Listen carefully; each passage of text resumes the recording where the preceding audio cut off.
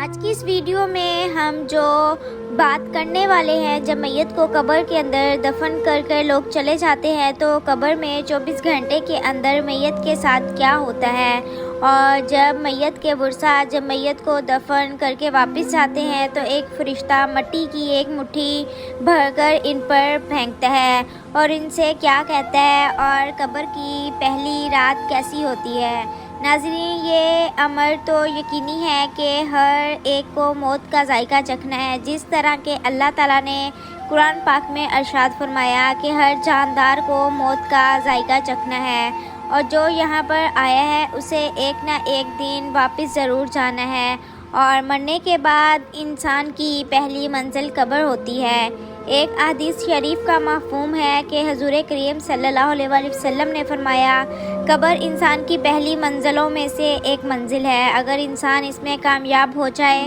تو آگے کی منزلیں آسان ہو جاتی ہیں، اور اگر اس منزل میں پھنس جائے تو آگے کی منزلیں بھی خراب ہو جاتی ہیں۔ اور ایک اور حدیث شریف میں جس کا مفہوم کچھ اس طرح سے ہے کہ حضور کریم صلی اللہ علیہ وآلہ وسلم نے ارشاد فرمایا، اللہ تعالیٰ کی طرف سے قبروں پر ایک فرشتہ مقرر ہے۔ جب میت کو دفن کیا جاتا ہے تو وہ اس کی قبر کی مٹی برابر کرتا ہے، اور لوگ جب واپس جانے کے لیے جاتے ہیں تو ایک قبر سے ایک مٹھی مٹی لے کر ان پر پھینکتا ہے اور کہتا ہے، اپنی دنیا کی طرف واپس چلے جاؤ اور اپنے مرنے والوں کو بھول جاؤ۔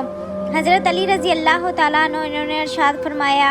کہ میں نے نبی کریم صلی اللہ علیہ وآلہ وسلم کو یہ فرماتے ہوئے سنا کہ انسان کی مشکل ترین رات قبر کی رات ہے، کیونکہ جب اس وقت دوستوں، احباب، رشتہ داروں اور جس کو دفنانے والے اسے دفنا کر چلے جاتے ہیں تو وہ انسان روتا رہتا ہے۔ ہر ایک دوست کے پاس آتا ہے اور اسے روکنے کی کوشش کرتا ہے کہ مجھے چھوڑ کر نہ جاؤ، لیکن افسوس کہ اس کی آواز کوئی نہیں سنتا۔ تب اس کا سامنا ان فرشتوں سے ہوتا ہے جو اس کے اعمال ہوتے ہیں۔ اب وہ فرشتے کس شکل میں اس کے پاس آتے ہیں، اچھے یا برے، اس بارے میں کوئی کچھ نہیں کہہ سکتا۔ جب سوالوں کے جواب ہماری زندگی میں موجود ہیں جب تک ہم سانس لے رہے ہیں۔ ایک اور حدیث میں آتا ہے جس کا مفہوم کچھ اس طرح سے ہے کہ رسول کریم صلی اللہ علیہ وآلہ وسلم نے ارشاد فرمایا کہ تم قبرستان جایا کرو، کیونکہ قبرستان موت کی یاد دلاتا ہے، اس سے عبرت حاصل ہوتی ہے۔ میں نے اپنے رب سے اپنی والدہ کی قبر پر جانے کی اجازت مانگی، مجھے اس کی اجازت مل گئی، لہٰذا تم بھی قبرستان جایا کرو۔ اور ایک اور جگہ ہے کہ ایک مرتبہ ہم مولا کائنات شیر خدا حضرت علی رضی اللہ تعالیٰ عنہ کے ساتھ مدینہ منورہ کے قبرستان گئے۔ حضرت علی نے قبرستان والوں کو سلام کیا اور فرمایا، اے قبرستان والو، تم اپنی خبر بتاؤ کہ ہم تمہیں بتائیں۔ حضرت سیدنا ابن مسیب رضی اللہ تعالیٰ عنہ فرماتے ہیں کہ ہم نے قبر سے وعلیکم السلام ورحمۃ اللہ وبرکاتہ کی آواز سنی، اور کوئی کہنے والا کہہ رہا تھا، اے امیر المومنین، آپ ہی خبر دیجئے کہ ہمارے مرنے کے بعد دنیا میں کیا ہوا۔ حضرت علی رضی اللہ تعالیٰ عنہ نے ارشاد فرمایا، سن لو، تمہارے مال تقسیم ہو گئے، تمہاری بیوی نے دوسرے نکاح کر لیے، تمہاری اولاد یتیموں میں شامل ہوگی،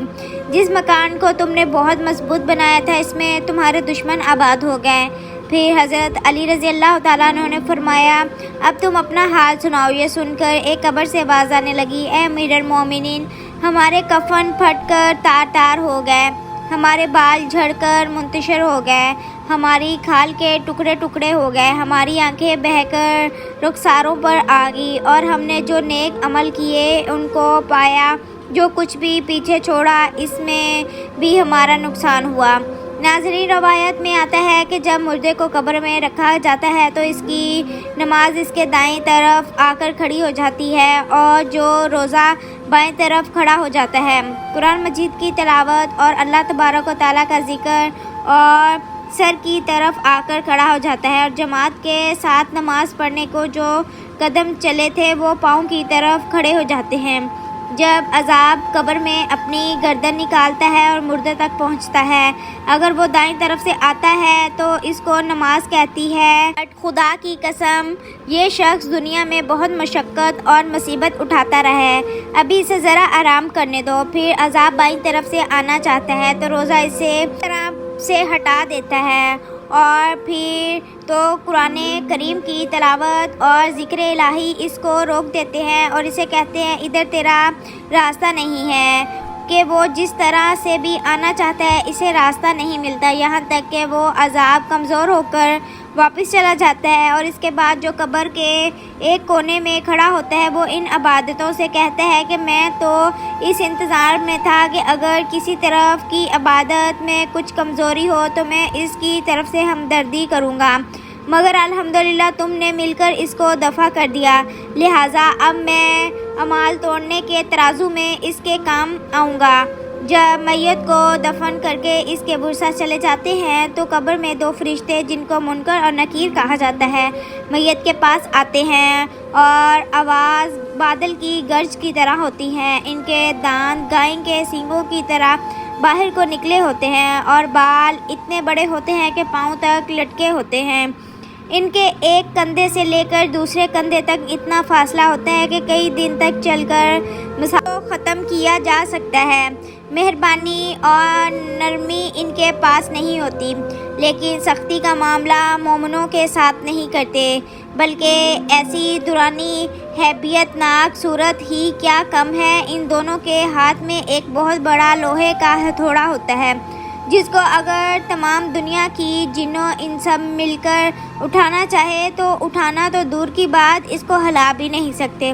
وہ آ کر مردے سے کہتے ہیں بیٹھ جا، مردہ ایک دم اٹھ کر بیٹھ جاتا ہے اور کفن اس کے سر کے نیچے سے سرک جاتا ہے اور سوال کرتے ہیں تیرا رب کون ہے، تیرا دین کیا ہے، تیرا نبی کون ہے؟ اگر مردہ نیک ہوتا ہے اور مسلمان ہوتا ہے تو کہتے ہیں میرا رب تعالیٰ ہے جو واحد لا شریف، میرا دین اسلام ہے، میرے نبی پاک صلی اللہ علیہ وآلہ وسلم ہے۔ یہ سن کر وہ دونوں کہتے ہیں تو نے سچ کہا۔ اس کی قبر کی دیواروں کو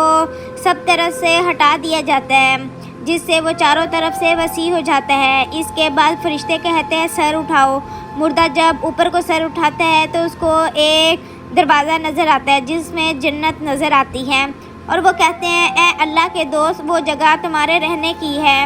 اس وجہ سے کہ تو نے اللہ تعالیٰ کی اطاعت اور فرما برداری کی ہے۔ حدیث میں آتا ہے جس کا مفہوم کچھ اس طرح سے ہے کہ رسول کریم صلی اللہ علیہ وآلہ وسلم نے ارشاد فرمایا کہ قسم ہے اس پاک ذات کی جس کے قبضہ قدرت میں میری جان ہے کہ مردوں کو اس وقت ایسی خوشخبری سنائی جاتی ہے جو کبھی ختم نہیں ہوگی۔ اس کے بعد وہ فرشتے کہتے ہیں کہ اپنے پاؤں کی طرف دیکھو۔ جب وہ دیکھتا ہے تو وہ دوزخ کا دروازہ نظر آتا ہے جس سے دوزخ کا حال نظر آتا ہے۔ وہ فرشتے کہتے ہیں اے اللہ تعالیٰ کے دوست تو نے اس دوزخ سے نجات پا لی۔ اس وقت بھی بندے کو اس قدر خوشی ملتی ہے جو کبھی ختم نہیں ہوگی۔ اس کے بعد اس کی قبر میں 70 دروازے جنت کے کھول دیے جاتے ہیں جن سے وہاں کی ٹھنڈی ہوائیں اور خوشبو آتی رہتی ہے اور وہ قیامت تک انہی بہاروں میں رہے گا۔ ناظرین کیسی خوش نصیب ہوگی وہ روح جس کے ساتھ اللہ تعالیٰ اپنی مہربانی اور رحم و کرم کا سلوک فرمائے گا اور دوسری طرف نافرمان فاسق و فاجر بدکار اور کافر شخص کو قبر میں رکھا جاتا ہے تو قبر اس طرح سے تنگ ہو جاتی ہے کہ ایک طرف کی پسلیاں دوسری طرف کی پسلیوں میں گھس جاتی ہیں۔ اس پر کالے سانپ اور بچھو جو اس کے ناک اور پاؤں سے اس کو کاٹنا شروع کرتے ہیں یہاں تک کہ درمیان میں دونوں طرف سے سانپ آ کر اس طرح بیٹھ جاتے ہیں۔ پھر اس کے پاس دو فرشتے جن کا نام منکر اور نکیر ہوتا ہے قبر میں آتے اور آ کر پوچھتے ہیں تیرا رب کون ہے، تیرا دین کیا ہے، تیرا نبی کون ہے؟ تو وہ ان کے ہر سوال پر جواب دیتا ہے میں کچھ نہیں جانتا۔ پھر وہ فرشتے اس کو اس قدر زور سے مارتے ہیں کہ ان کے گزر کی چنگاریاں قبر میں پھیل جاتی ہیں۔ اس کے بعد وہ فرشتے اس کو کہتے ہیں وہ اوپر کی طرف دیکھ جنت کا دروازہ دکھتا ہے، جنت کی باغ و بہار اس کا راضی آتی ہے۔ فرشتے اس نافرمان سے کہتے ہیں ایک حدیث میں آتا ہے جس کا مفہوم کچھ اس طرح سے ہے کہ رسول کریم صلی اللہ علیہ وآلہ وسلم نے فرمایا اس جیسی حسرت پھر کبھی نہیں ہوگی۔ پھر دوزخ کا دروازہ کھول دیا جاتا ہے اور وہ فرشتے کہتے ہیں ناظرین قبر کا معاملہ بڑا سخت ہے اور حضور کریم صلی اللہ علیہ وآلہ وسلم نے ارشاد فرمایا کہ اللہ تبارک و تعالیٰ کی نافرمانیوں سے بچے اور نیک عمل کرے اور قبرستان میں جایا کرے تاکہ ہمیں بھی اپنی موت کی یاد آئے اور ہم موت کو یاد کر کے دنیا سے بے رغبتی اور آخرت کی تیاری کریں۔ آخر میں اللہ تعالیٰ سے دعا ہے کہ اللہ تعالیٰ ہمیں نیک عمل کرنے کی توفیق عطا کرے اور گناہوں سے بچنے کی توفیق عطا فرمائے، آمین ثم آمین۔ آج کی تھی یہ ویڈیو، اگر اچھی لگی ہو تو ہمارے چینل کو سبسکرائب کرنا مت بھولیے گا۔ جو ہمارے چینل پر نیو ہے پلیز میرے چینل کو سبسکرائب ضرور کریے گا اور گھنٹی کے بٹن کو بھی پریس کرنا مت بھولیے گا۔ اللہ حافظ۔